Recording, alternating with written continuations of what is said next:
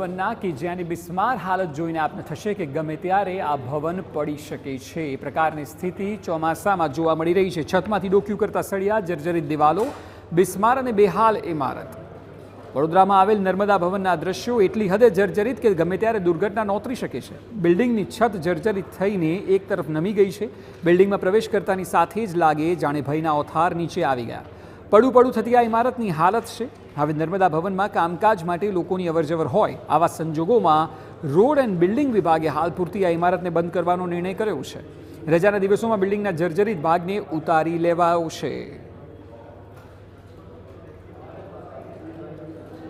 સલામતીના ભાગરૂપે હાલ ટેરેસ ઉપર કોઈ પણ લોકો કે પબ્લિક ના જઈ શકે એ માટે હાલ બંધ કર્યું છે અને જેથી કારણે કોઈ ઇન્સિડન્ટ ના બને અને ટેરેસ ઉપર ના જઈ શકે।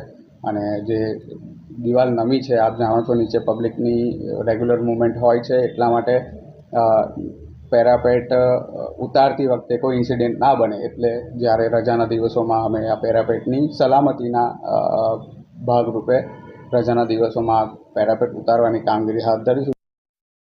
આ તરફ સુરતમાં વ્યાજ